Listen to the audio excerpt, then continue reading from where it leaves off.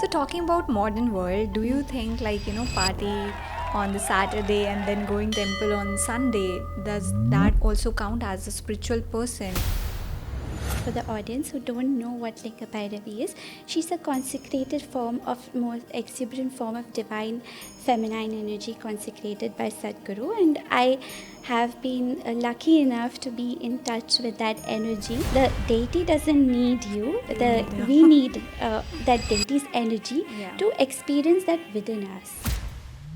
So, the best part about the goddesses in India is that there are, like, Kalima, she's the fierce one, she represents anger. Yeah. Then there is some Devi who represents very dispassion. Yeah. There is Brahmacharini. So, there are different attributes to it. So, who says that we have to be patient all the time and being in touch with all the elements? Like as I said, being in touch with Mother Nature, having good water, and taking sunlight. These are all forms which are needed in this. The presence was always there in my house.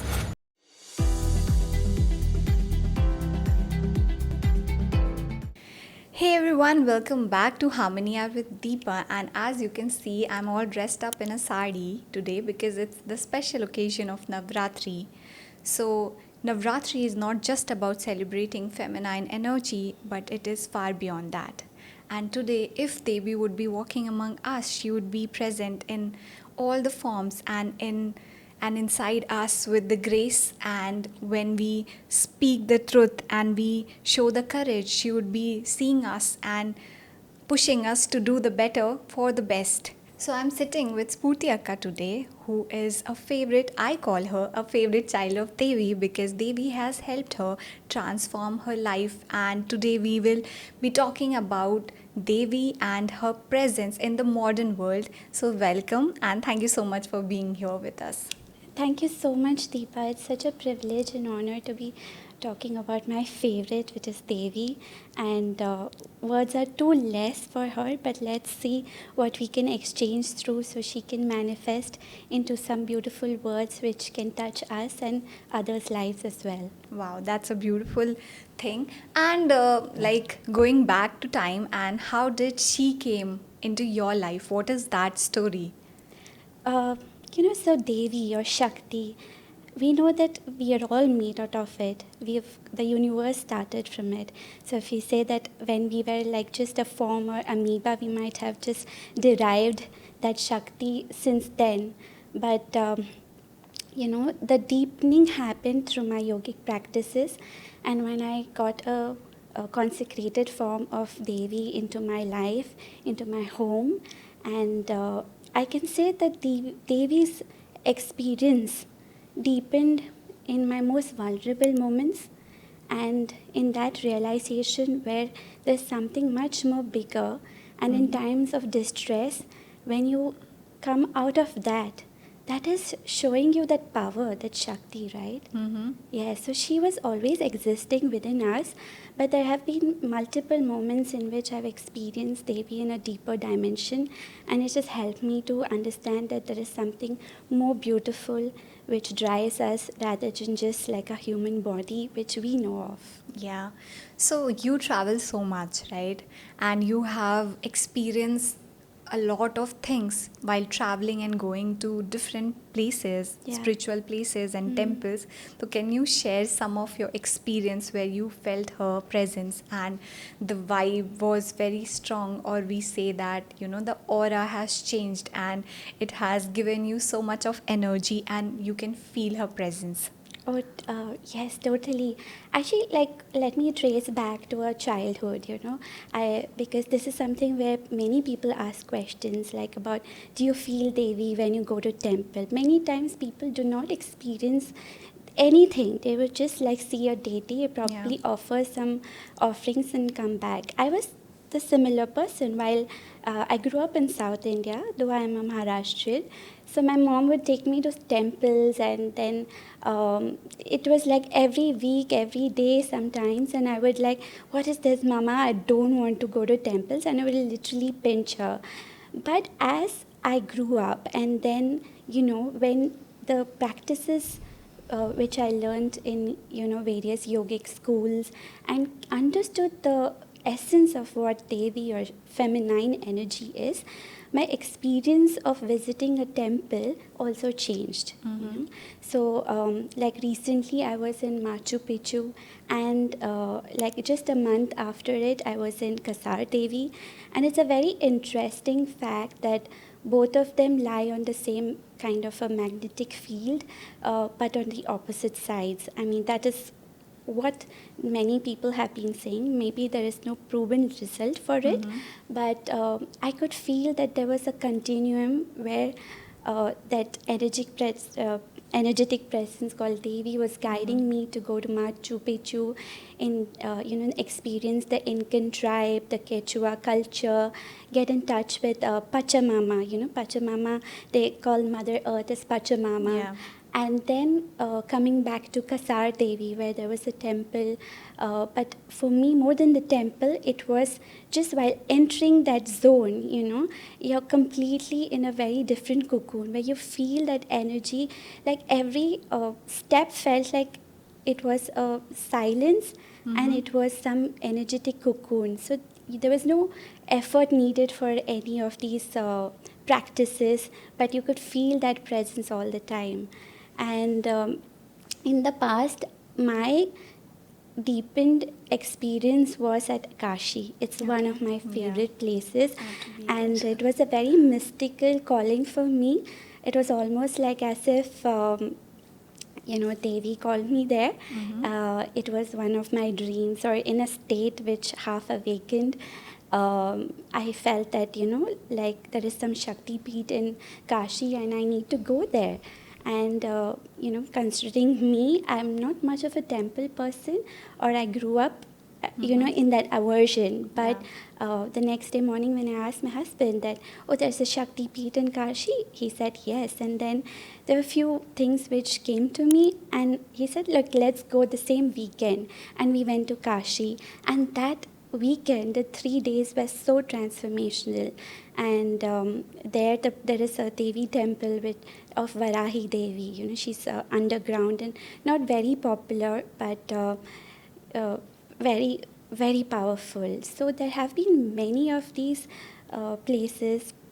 And in Kashi, like it is said that, there is only Shiva.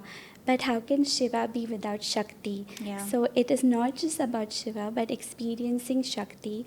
And it's a very beautiful place to experience both the dimension. There are multiple temples of different goddesses. And previously, when I began my journey, I've also been to Delphi, which is in Greece. Okay. And they say that was a land of like priestesses. There were women who were like in going into trance states, and then they would channelize some divine force or energy, and they would be talking in such cryptic language that the kings and the whole society over there would actually believe in what that women were like channelizing, and then they would carry forward like the actions in war or like politics, and this has been the same tradition even in India.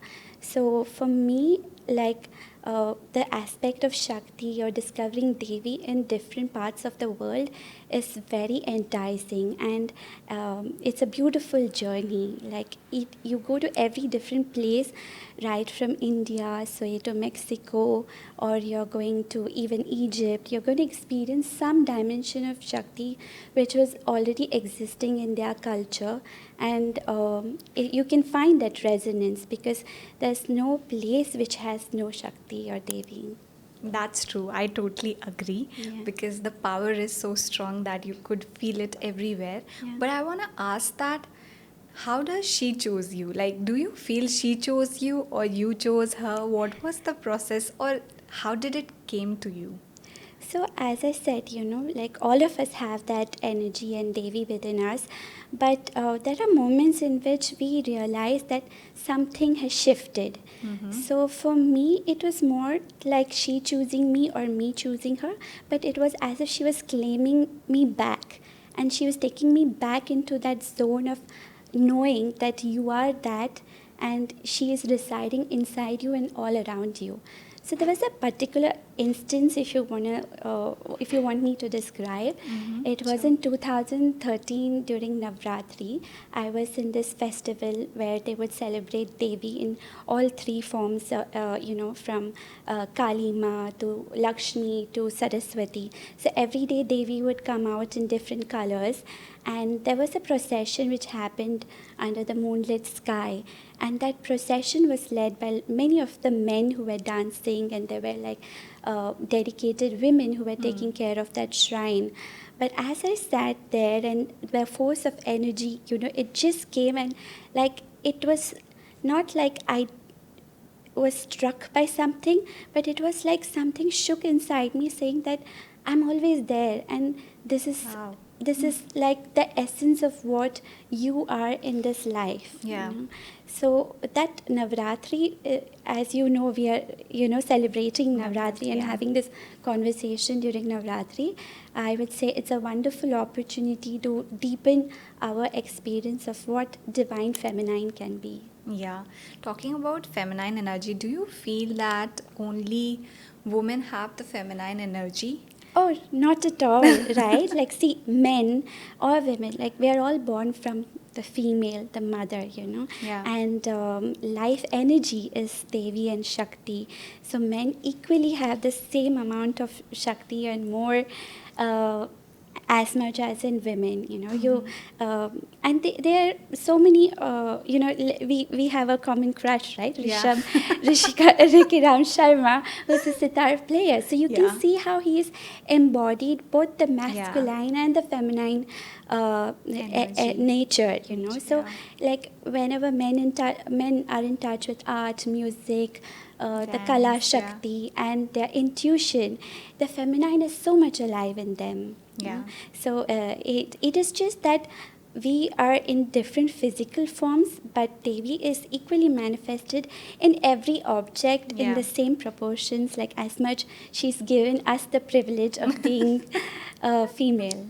Beautifully explained. Yeah. So the thing is that I always see your stories and you are obsessed with Kalima. You always talk about her energy, her form, but most of the people when they listen Kalima, right? Yeah. So it's like the lady who is angry and the form is always very not I won't say pleasing, but I'll say that it is kind of angry, the form, and people are mostly scared when people talk. And most of the time she has been talked, like when it comes to Kalima, it is more about tantras, right? It is more about sadhus who do, like, Kalima worship. worship and all.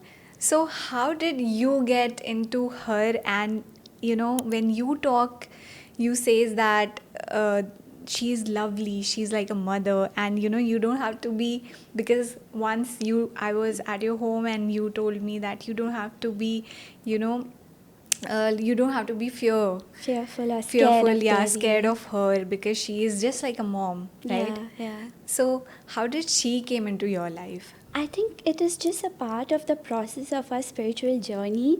Uh, as I said, it's more like a knowing, like we have all the Devis residing within us as well. So, right from Vak Devi, which is in your throat, to Kalima, the entire thing. So, we have that essence within us. Kalima is too special for me. Uh, I don't know what she's channelizing and doing through this and through me, or just making me aware of it. But I would say that what is Kali is something very personal to different people. Like in Bengal, like people celebrate her like Ma, and they are in a very devotional Yeah. relationship with Kali Ma. But Aghoris would have a very raw kind of worship ritual or Yeah. process with her.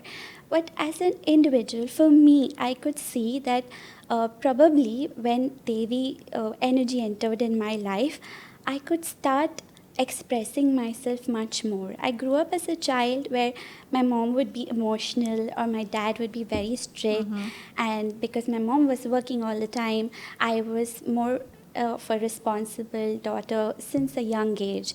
And many a times in these things you forget your own voice, and you want to succumb to the being the best or the good Yeah. girl, you know. So that image of breaking what a good girl is, I think Kali does that. She shows you that you're a very raw feminine energy who can get angry, who can express herself, and yet be very compassionate. So that form of Devi, see, like actually Devi is boundless. Like she's can, if you look at the Kalima also, you can attribute to her as the cosmic presence, which is dark and lit with all beautiful Yeah. stars and galaxy. So she's Shama. So there is nothing to be fearful of it. But if you attribute a face to a goddess, many people are God fearing. Yeah. And some people, okay, they would, that's why, like, I'm in touch with a goddess called Linga Bhairavi. She Yeah. actually doesn't have a form, and she was given 10 hands and eyes to represent that feature. If not, people without any physical form cannot relate to a deity. So neither is Lakshmi or Saraswati a form which we have to get attached to, or neither and feel that, oh, she's very beautiful, or neither is like Kalima is somebody whom we need to be fearful of. If we come in touch with our own fears and accept that we can be angry, we can be jealous, we can have our own negative traits, which definitely doesn't harm anybody else, Yeah. and accept that, drink that, right? Like, so you're drinking that and it's like, pouring inside your body. So that is that aspect of Kalima. And if you ask me, it's a very strong energetic presence. She just happens. I think for every woman who has faced through some atrocious situation in her life and she's risen from that, even men, I think that rising from that that gutter or that deep Situation. low moment, Yeah. that is the Shakti. And when she expounds into this like vibrant form, she is Kalima. And for me, she's compassion. She is somebody who's very fierce, and she's something which we all need today to understand that we don't have to be timid, but we can be strong and yet compassionate. Wow, that's beautifully explained, and I can see in your eyes that Oh, she's my favorite. she is indeed she is. So talking about modern world, do you think like party on the Saturday and then going temple on Sunday, does that define, like, does that also count as a spiritual person, or is, so basically many people wants to ask that people talk in the society that length of the skirt is Yeah. judged, like if you have to judge a girl you talk about the length of the skirt, but is the length of your skirt define how spiritual you are or Yeah, something? no, not at all. I mean, see, that's an external appearance, External appearance, I feel, should be appropriate for wherever we are. Going to a temple, I love to adorn shringar and saris and traditional outfits. It is like you want to focus more inside, not externally. Of course, if you go to a club, you can wear a short dress, but does that make me less spiritual? No, not at all. Like we have done that, right? Yeah. Like we have gone partying, and the next day we are in a Temple, satsang yeah, and it's a embracing this presence, beautiful yes. of Devi. So it is nothing limited to what we wear, but definitely in its appropriateness is what makes you feel that energy much more deeper. And it's like Devi is full shringar. Like Yeah. there's no attribute of Devi which says that you don't dress up. We love dressing up, and that's part of the feminine celebration as well. So Yeah, for me, that's it's true. more about how we carry ourselves and how we carry Devi within us, be it like in a club or be it in a satsang. We can dance the same. True. Yeah. So, do you feel like when we talk about Linga Bhairavi, Mm. that is she, how do we connect to the power of Linga Bhairavi, because there are certain processes you get through it. Can you just enlighten us that what are the processes you, if somebody wants to get Linga Bhairavi at home, and what you have to do to, because once you were explaining that you keep Devi as you want yourself Right. to be treated, right? Right. So can you just enlighten us on Yes. that? So for so for the audience who don't know what Linga Bhairavi is, she's a consecrated form of most exuberant form of divine feminine energy consecrated by Sadhguru, and I have been lucky enough to be in touch with that energy, not just like a tool. Definitely, Sadhguru calls her as like a spiritual tool, but as an energetic presence. Since it's a consecrated deity, like most of the deities are consecrated by yogis or people who knew the process of consecration or prana pratishtha.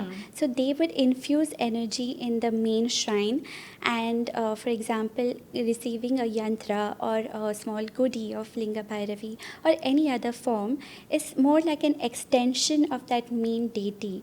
So that carries the energy of the main shrine, and when that shrine you invoke that presence or bring that kind of consecrated idol or a yantra at home, you are experiencing the same energy. And how do you connect with such a form? Of course, there is mantras, there are chants, and there is meditation. And beyond that, which you were saying, right? Like when I received that consecrated form of Devi in my house, when I was receiving it, it's like, Devi gives you messages through Yeah. different people. Mm-hmm. So somebody said you keep her like how you want to be kept. So I would offer her like cupcakes and red flowers and decorate. And coming from a fashion background, for me, aesthetics played a very important role. Yeah. So sometimes we are not in touch with that essence. So when I used to decorate for Devi, it was almost like rekindling my own creativity. So there is no single method to connect with Devi in the sense of like an idol. There are multiple methods. Of course, every deity has their mantras and chanting and Yeah. a process, ideally initiated by a guru. If not, it is like, see, she is a reflection of what we want to imbibe within us. So the more we are at ease and true with our own essence and sit there in front of a deity just very pure, there's no hiding from that deity that I am this or this happened. Many times I would go to the consecrated shrine and I would cry, or even if I'm angry at somebody, I would just go and sit in that presence and everything would dissolve. So you can just be like however you want to be, but follow certain processes and certain hygiene, because the more you keep the space in a very vibrant, clean atmosphere, the more you will benefit. Yeah. The deity doesn't need you. You need her. We need that deity's energy Yeah. to experience that within us. So in the difficult time, like life is very unpredictable. Sometimes we are happy, as you were mentioning, like there are a lot of emotions we go through in day-to-day life. How do you connect, and how does it helps you to stay grounded, to stay in the same patience level should be same, the energy should not drain. Sometimes we are just lost Yeah. in life. So, the best part about the goddesses in India is that there are, like, Kalima, she's the fierce one, she represents anger. Yeah. Then there is some Devi who represents very dispassion. Yeah. There is Brahmacharini. So there are different attributes to it. So who says that we have to be patient all the time? I think we can be impatient, but not affecting the surroundings or anybody or harming anybody, right? So for me, yogic practice is simple, like Nari Shuddhi or Anulom Vilomom, or like, bringing that balance in yin and yang or Shiva-Shakti. And then, sitting in front of a consecrated deity and chanting, it really helps. At the same time, we as human beings, we come from Mother Nature, right? Yeah. We come from Devi Ma's womb. So a lot of us are today out of touch of Mother Nature. Yes. We are living in, concrete buildings, but we are not even walking on the grass. So the simplest way to experience strong energy or Devi is by getting in touch with Mother Nature. I think all of us have forgotten that. If you're given an opportunity, I would love to do this podcast in a open garden, and For sure. because the energy is very Yeah. different. So the balance of what we want to experience is through different things. For somebody, it could be through learning music, listening to some music. So for somebody, it can be nurturing a child. For some, for men, it is mostly by nurturing the feminine within them, maybe coming in touch with their emotions. So it's like whatever brings you happiness, and in that moment, you can experience there is something beyond. So, how do you balance Shiva and Shakti within you? So, Shiva and Shakti, I don't see them as something separate, but something very together and as one. That without Shakti, there's no Shiva. Yeah. It's just Shiva. So for me, I find Shiva in the moments of stillness, or I would, people have this contradictory thing that when you're with Devi, you're experiencing only movement, and there is so much of chanchalta. In Hindi, we say like there's so Yeah. much of, like exuberance. But if there is a deity like, there are many deities like say Linga Bhairavi or Vajra Yogini or certain consecrated deities. I've experienced stillness in that. So do I say that Shiva is only stillness and Devi is not? It's not. Like it's all together. Yeah. But for me, the right kind of balance is through, following a certain Kriya Yoga process, and, as I said, like balancing the nadis and the energies, and then, taking forward the energy through our own body. It's very important. And being in touch with all the elements, like as I said, being in touch with Mother Nature, having good water, and taking sunlight. These are all forms which are needed in this environment. It was something which was very natural Yeah. in the past, for our ancestors, but because we have lost that, for us the elemental fundamentals are being in touch with the five elements, Yeah. and then the balance is always there. So when you got in touch with Linga Bhairavi and the process, and what was the major changes you see in yourself, where you, like, if somebody is watching you today, so they want to know that is Sputyaka always like this, or did when she entered into your life, what are the changes? I know for every person it's very different, the Yeah. way I feel Devi is very different from what, because once we were meditating together, I just want to share this, and you were calling her name like Ma, and I could feel that you could feel her presence, and she was just sitting in front of you, and you were all inside, like, that environment, and it was so pure. Yes. So what were the major changes, like, were you like this always, or I think that the presence was always there in my house. Like my mom would celebrate, there's something in Maharashtrians, we celebrate Gauri Puja that used to happen during Ganpati. There have been like these subtle seeds which our parents put in our lives, which we don't recognize until we have realized or we have Yeah. grown up. That would all be about, I had this unbridled, this expression for aesthetics. That's why I got into fashion and writing poems. So that was like getting in touch with my subtle feminine nature. So with a like a Linga Bhairavi form or any Devi's like strong presence which deepens within our life, definitely first there is so much of chaos. I wouldn't say it was a smooth journey. It was something which make you realize that there is no this or that. And through Devi's presence, I can experience strength in moments where I have lost hope. And there have been times where I have felt lonely.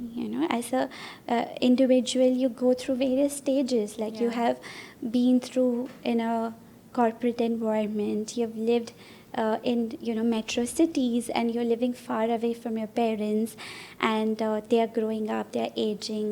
I lost my dad too. So where do you find that completeness of that loneliness, or that the presence? We always feel we are seeking something. Yeah. So actually the seeking is inside. So Linga Bhairavi, or say Kalima, or a deity's presence, is something which makes you feel that completeness.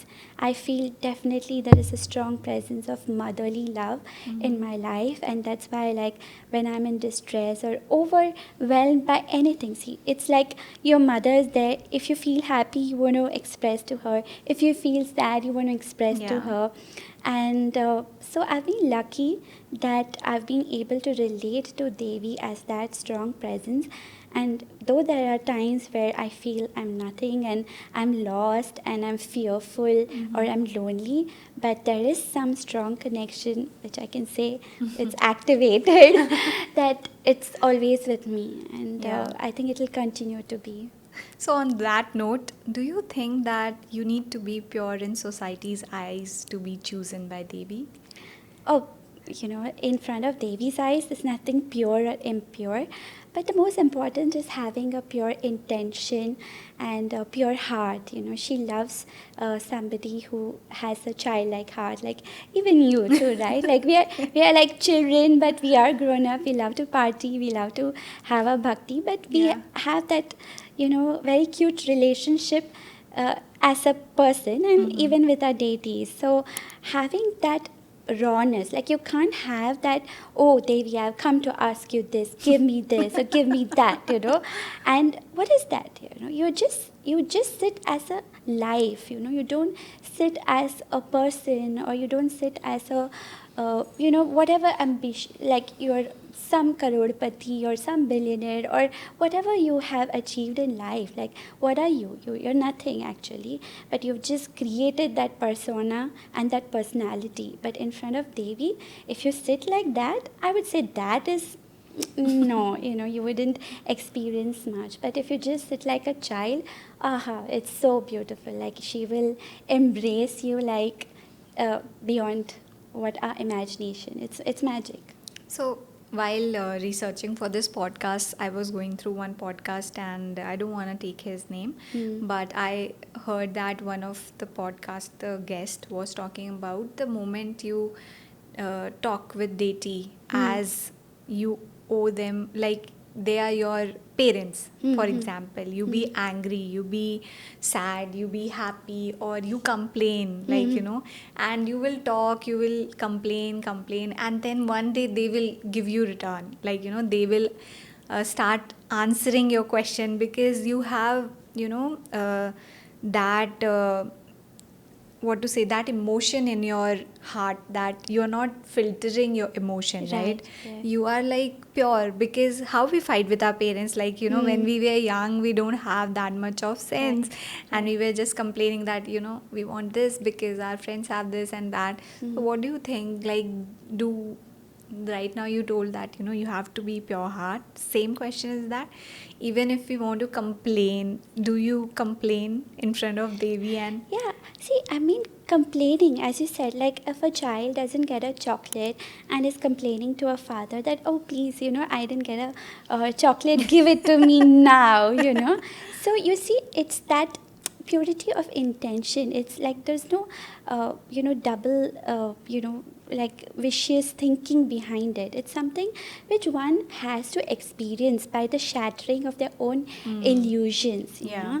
and it's not that like you go to a deity and or you feel like talking to Devi, she gives you everything, but many a times there would be no answer, because it is time for us to stand up and see for ourselves through our, complete wide open eyes that what is the situation, take responsibility, and then, it's similar, like when the children are small, or like when the birds, the kittens and everything are small, their mother takes care of them, but Yeah. at certain point they just leave them to experience the whole world, because we need to experience both, different, a roller coaster experience, so that we know what is good and bad, or say what is appropriate and what is best for us. So it's not that every time you go to Devi you complain. Yes, you can, but at least, like, I loved what we discussed last time. You approached Balaji. When you approached the deity, you said that the first thing uh, I go and do that is, like, I don't ask anything. I ask the deity, are you fine? क्या तुम ठीक हो? क्या आप ठीक हो? Yeah. I think that's such a beautiful bhav. Like, everybody is in the extraction mode, but can somebody just be in somebody's presence, Yeah. and then experience that without any, plus or minus? And that's when you are actually imbibing the energy of what the deity is or a guru is, and also being open to whatever they need to provide. Yeah. So there is nothing which is like a set standard that you cannot complain, but at least use some common sense, which people forget. They blame everything about something not working to Devi, or Yeah. something working okay. But when things are not working, she wants you to look into that what is it behind it, Use your brain, you're given Learning, yeah. all of those senses. There are also different Devis which are running through your body. Yeah. No, mentioning about Balaji, like, Yeah. whenever I go to any deity, any temple, for me, it's always about them, because I feel they're a giver, right? They are giving, so many people are coming. Is anybody asking to you? Because everybody is expecting them to say that, sab tathastu, like everything will be okay. I whenever I enter, I get so emotional that I'm like, are you okay? Yeah. Like, because you are a giver, you are giving so much to everyone. Exactly. There are so many people out there, because they trust you, and but to give to so many people, you need to be okay, right? Yeah, I mean, I like that aspect of yours, because, when we meet each other, like, people say hello, okay, but having that deeper conversations, asking somebody like, are you okay? Yeah. Do you really need something? Maybe not in words, but providing that itself is a sign of compassion, or Yeah. the nurturing mother or Devi in us, right? Yeah, that's true. So I want to ask that, like, when there is time of hardship, especially I am very scared when it comes to losing a parents, and you lost your father. So I get very emotional, and I get it, because I have seen people, they are very much connected to deities. They are very much believer of, whatever like form they worship, and but at that time, at that moment, Yeah. everything breaks. Everything just True. feel empty, and we feel like, in our heart the pain is so much. So at that time, how does she balance, and how does she supports? For me, I feel really blessed, because for me, my losing my dad was one of the most transformational part in my spiritual journey. Like, I understood there's something way beyond us. I could feel the presence of some strong energy around. I don't want to give it a name, or people or something, but there was so much of vairagya. It puts you in truth of what we are. Like, we come here and live as human beings and in this living body, but it's a very short time frame. So understanding that uh, was something which Devi or Shiva or that divine presence gave to me. And for me, I was lucky that somehow I was guided to a beautiful experience in Nepal just few days before I lost my dad. It almost felt like Devi, Shivji, or the cosmic presence is filling my heart, knowing that I'm going to be empty of my heart. That presence, it can never be filled. You are born from that beautiful being, and they will not be replaced by anybody. But understanding that what love they gave, what compassion and that protectiveness or that masculine energy which they shared is running in our blood, and we can share the same qualities. I felt there was something which took over me during that. Like, I had to do the last rituals of my dad, and people were surprised that I was not crying, but I was just doing what was necessary, and it was very beautiful, I would say. That then I realized that all my spiritual practices, connecting with Devi, everything came together then, because it's in that moment of distress, that Yeah. the divine power is with you. And thank you, Devi, or whatever the cosmic force was, for being with me during that time. It can never be replaced, but understanding that they are a presence. They are parents or something who provide us with that love and compassion, and that can never be you know it cannot be replaced in that same human form, but that continues. Tomorrow, if I come to your house and you're providing me with that warm cup of tea similar to what my mom would give, that's for me a mother which I see in you. So I think when we start attributing to seeing mother, father, and or our parents in everything, even in nature, like a tree can give you that same energy which we feel through our parents. Then I think it balances it. The loss, it can never be replaced, but definitely if you're connected to some form of divine energy, that will give you the strength when Helps. it's needed. Yeah.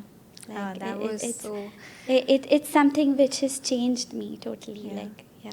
I could see that, and it's so beautifully explained by you. I'm just grasping it and, like, you know, just still imbibing all the energy. And I just want, like, one day I also connect with the form. I know it will be very different, it won't be the same, but Yeah. yes. So, how do you see Devi in the modern world? Devi in the modern world, I mean, for she was always modern, I guess. I mean, having that kind of fierce energy. Like, for me, I see that there are a lot of women who are awakening to their own senses. Like some women who are getting into boxing, and reviving the martial arts, like doing Kalaripaito. Though it was ancient, but that is coming back. Like, I follow certain women who are like very good in strength training, so I see that Devi manifestation in them. And also I see Devi manifesting in artists, in again in our Rish- favorite Rishabh, and the aspect of Devi or Shakti is, it's always omnipresent. Yeah. Right now, there are various things which we can look at and derive that energy from. Like a woman, like for somebody who's grown up in a very conservative town, if I see a girl who is doing strength training, she can lift heavy weights and she can ride a bike. I mean, for me, I see that as a manifestation of Devi, or somebody who can like do martial arts. Or I also honor everyday woman who works continuously in the kitchen, giving that unbridled love to her, children, her Yeah. family. Devi is in them also, and see, they are able to juggle with a lot of these things, Yeah. right? So any person who is in touch with their I would say the subtle energy, or the subtleness, the intuition, the creativity, the that love and compassion. I would say they are manifesting Devi even in this modern world. If you see the music which is produced by Hanuman kind, also has so much of this Kali energy, and it's rap, but there's so much of message behind it. Like, Yeah. movies like Kantara, showcasing the deity and manifesting that deity's, mystical powers, and it's Yeah. all like an expression of that. Right. Like we have, it's up to us how we see that in everything. There is nothing which is modern or traditional. It's always been existing, but how we relate to it is from a different person's individual point. Wow. And so we are at the end of the podcast, by the Wow. way. But what do you want to say that if somebody wants to connect, or maybe they want to switch on, maybe I'll say like this, they want to switch on the board, like, some people must have not connected with the Devi, or they don't feel it. When you started the podcast, you said somehow we are all connected to her. It just Yeah. like at the moment of our time, we feel that like she is within us, or like the power is much more Yeah. greater, and sometimes it's not there. So what do you have to say about that? Like, how can somebody connect, in what form? Yeah, first of all, I would say, see, Devi is you and you are Devi. So there's nothing to be lost and found. You are carrying that essence. It's firstly connecting with Mother Nature, honoring that you've come from there and you're going to go there. So we simple thing by walking on a bare feet on a green grass field, you're going to experience Bhumi Devi. Yeah. So honoring all the different elements, and every person's way of connecting is different. Like somebody would write a shairi and they are in that flow zone, right? Yeah. Somebody would cook a nice meal for their loved one, Yeah. and they are in that flow zone. But definitely, like, we are lucky, born as Indians, that we have been exposed to different spiritual schools and yogic practices and rituals that are tools which we can use as to accelerate the process of imbibing this within us, or realizing that. If not, you can enjoy in the little small things, but for something which is way more beyond, sometimes you need a nitro booster. Yeah, so I would say, like, Devi is in all of us, and you don't have to seek outside, but just find something which will help you connect within. Yeah, that was beautifully explained. And like, just last question is like, Yeah. how did Sadhguru helped you throughout this journey to connect? And because I know this question wasn't there, but like we were not prepared for it. But I wanna ask that because I see him as my guru. I am not sure like who trust him knows him, and like he is beyond words for them. But how did he help you? See, first of all, I mean, it's a privilege for us to talk about any guru, and Sadhguru itself is in a human form, but he, made me in touch with the essence of what a Sadguru is, carrying that essence of Guru within us and seeing that in everybody. I'm not somebody now who sees only Sadguru in the form of Sadguru, but I see in you, I see in the person who's recording this, but in everything. So, through various yogic practices, and consecrations, or creating that necessary ambience, I think the Guru played a role in showing that the mirror and that the essence is always inside me, And once you're connected to any form of higher teacher, there is some connection which will automatically guide you. And sometimes we are so unaware that that is happening through us, but that always exists. So doesn't matter if it is in some physical form or not, we have to have a pure heart, and what has to happen will happen. Wow. And I'll just end up with like this. I love your sari, the red. Thank you. You look like Devi Latina. because. So, Jai Mata Di. Thank you so Jai much for Mata your time. Di. Jai Mata Di. Thank you.